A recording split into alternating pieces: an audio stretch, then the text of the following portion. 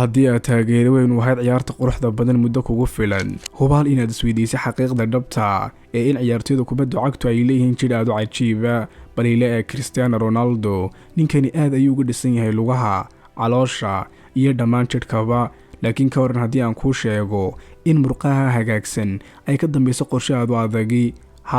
si aad wax badan uga faa'iidid darteed ayaan muuqaalkan u sameeyay daawade si aan kuugu sheego waxa Cristiano Ronaldo Messi iyo Kylian Mbappe iyo dhammaan xidigaha kaleba ay cunaan si sir ah haddaba aan ku bilowno Cristiano Ronaldo waxaan ka hadlaynaa Ronaldo waa wax badan maanta waa caan model iyo mid ku deedaan xidiga badani ganacsade qaniya iyo guud ahaan ciyaartoy aad u tayo badan waxa hubaala inuu dadaalo badan ku bixiyay si uu ilaaliyo qaabku maanta leeyahay dadaaladaas oo isugu jira jimicsiyo badan iyo cunno kaamila si kastaba ha ahaatee 9 jirkan la muuqaalay 20 jirka jirkiisa Ronaldo naftiisa wuxuu ugu dadaalaa cunno caafimaad qabta si uu ugu sii jira ciyaarta ugu sarreysa iyo sababo kale oo ah inuu yahay dhiig bixiye sida darteed looma baahna cunnada aan wanaagsanayn iyo cunida xilliga dambaba waxa kale oo jirkiisa ka ilaaliyaa taatuuga si uu bixiyo dhiig nadiif ah laakiin Ronaldo marmar ayuu ka nastaa cuntooyinka wanaagsan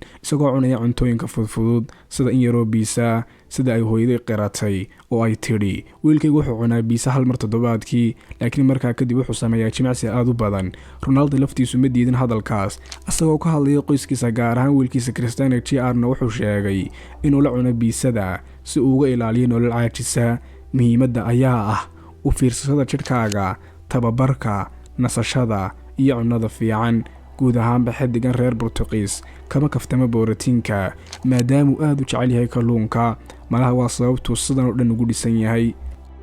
Andres Lionel Messi waa xidig kale cuntadan caafimaadka lahayni ay ku dhaweysay naftiisa ku waayo Lionel Messi ma ahayn ciyaartooyga aad ka u dhisnaa ee aad ku arkaysay isagoo ku guuleysanaya koobka adduunka Argentina wax badan ayuu ka qabtay kubadda cagta marka loo eego shaqada jirkiisa si kastaba ha ahaatee waxaa jirtay mar Leo uu lahaa qabatin halisa oo ah cuntooyinka fudud amba fast foodka inta badan waxa la arki jiray isagoo ku dhex matagaya inta lagu guda jiray ciyaarta sababtuna ay tahay dheefshiidkiisa xumaaday xaaladan aad ay u saamaysay ciyaartiisa waxayna noqotay inuu tallaabo degdeg qaado markaas ayuuna Messi la kulmay nafaqeeyihii Talyaaniga ahaa ee Gualiana Bossar kaasoo ku caawiyay dhibaatadiisa wuxuuna u sameeyay cuntooyin ay ka buuxaan borotiina bilowgii kadibna cuntooyinka laga maarmaanka ayuu ugu daray jadwalkiisa cuntada xataa maamulaha Barcelona ee waagaas ayaa gacan ku lahaa si looga fogaado nooc kasta oo cilada kadib markuu meesha ka saaray dhammaan mishiinada cabitaanka ee aan wanaagsanayn ee ku dhex yaala xarunta tababarka way fiicneed in sidaas la sameeyaa Leo hadda wuxuu ka xoroobay inuu ku dhaxanuusado garoomada laakiin wali waxaan aragnaa isagoo xaysiinaya cuntooyinka fudud sida Lace iyo Pepsi malaha wax badan kama cuna hadda maruu hadlayna wuxuu yiri si xun ayaan cuni jiray sanado badan chocolate-ka cabitaanada aashatada leh iyo wax walba waana waxa iga dhigay inaan ku xanuun ku dhex dareemo inta lagu guda jiray ciyaarta hadda waan ilaaliyaa naftayda si fiican ayaan cunaa saladkii hilibka kalluunka wax walbana waa la habeeyay oo waa la daryeelaa Eden Hazard sheekada Hazard waaniya jab laakiin moogtay waxa ka siinay jabka badani xaqiiqdu waa inaad halkan nala soo gaadhay oo aanad ku dhufan badhanka subscribe-ta haddii aanad wali nagu soo biir oo riix badhanka subscribe-ta hagaag Hazard wuxuu dhibaato kala kulmay bilowgii waahiisa ciyaarada Los Blancos ka hor dhaqaaqadiisa Hazard wuxuu ahaa bahal diiwaanka gashaday 150 gool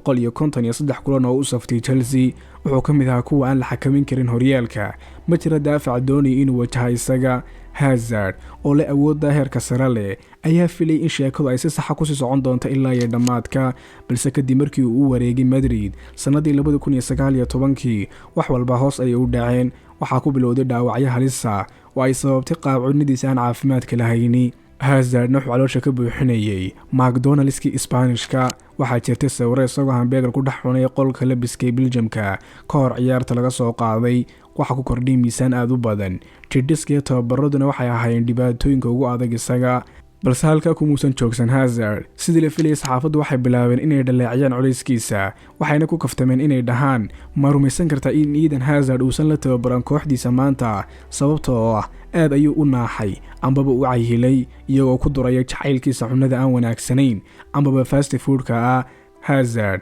si buuxda ugama soo kabsan kumana soo laaban qaab dhismeedkiisii awoodiisii tayada sare lahayd inkastuu isku dayi jiray inuu noqdo mid fiican amba wanaagsan way ugu adag tahay waxaan isku dayaa inaanan cunin wax badan ayuu idhi mar la waraysanayay.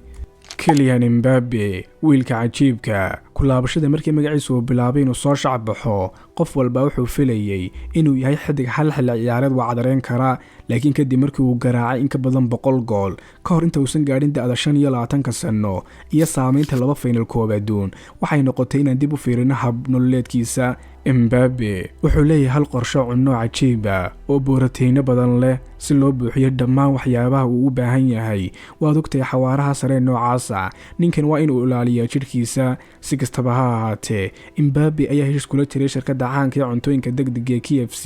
ka hor intaan la soo gabagabin koobka adduunka ee sanadii 2018 shirkadda cunnada fudud ee KFC laanteeda Faransiiska ayaa heshiis la gashay xulka qaranka Faransiiska waxayna ahayd nooc kafaala qaad oo kala si kooxdu ay xaysiisa ganacsiga astaantiisa laakiin Mbappe ma rabin inuu ka mid noqdo waana markii uu madaxweyne ku-xigeenka KFC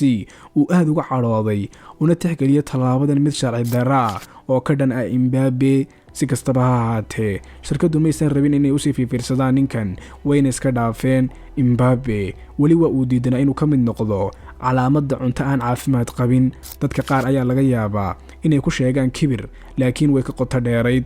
Jamie Vardy wuxuu mar horeba noqday halyey Premier League maadaama uu yahay ciyaaryahankii ugu horeeyay iyo kan kaliya shabakha 100 gool ku hubsada kadib markuu ka sare maray da'da 30 jirka. wuxuu bilaabay xirfadiisa ciyaareed mar dambe oo wuxuu noqday mid ka soo daahay laakiin shaki kuma jirin waqtiga yar ee uu qaatay inuu shiday dab aan la demin karin. ninkan Ingiriiska u dhashay wuxuu gacan ka geystay mucjisadii sanadii 2016 koobka Premier League markaas uu ku guuleysanayay Leicester City welina wuxuu ciyaaray kubadda sidii ilmo yar. hagaag waa maxay waxa gaarka ku saabsan 37 jirkan? waa xaqiiq inuusan lahayn jir dhisan sida ciyaartooyda kale da'diisa. Vardy wuxuu leeyahay hal hub oo ah qarsoodi waana Red Bull. kulan kasta ka hor wuxuu cabbi jiray Red Bull sida uu sheegay waxaana la ogaaday waxtarka ay u leedahay isaga sharaabka Red Bullku. 2016 sanadii horyaalka Fox kulan ay ku wada ciyaarayeen isku wajahayeen kooxaha Wolves iyo Leicester City ayaa keedka laga soo kiciyay Vardy markaas ayana la arkay isagoo cabbiya sharaabka Red Bullka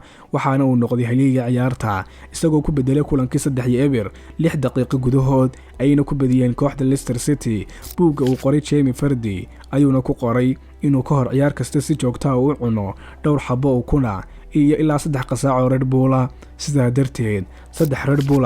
oo kun iyo cheese la isku daray waxay iga dhigaan inaan u ordo sida faraska ayuu yidhi maalinta ciyaarta. ma qana adiga laakiin wax badan ayaan ka bartay muuqaalkeenan daawade sidaasoo kale ayaan kaa filaya adiguna inaad wax badan ka baratay oo aad ka faa'iiday oo ka mid ah muuqaalkan maanta. haddii aad dib u fiilisay miisiga cunto-xumadu ay dili gaadhay iyo sida isbeddelka wanaagsan cunnadu ay u saamaysay isaga wax badan ayaad ka baran doontaa. sidoo kale haddii aad ka heshay muuqaalkeenan ha iloobin inaad muuqaalkan like saarto aadna riixdid badhanka subscribe-ta oo aad ku soo biirtid kanaalkeenna. intaynu ku kulmayno muuqaalkan muuqaal la mid ah sidaas iyo maca salaama fi amaanillah.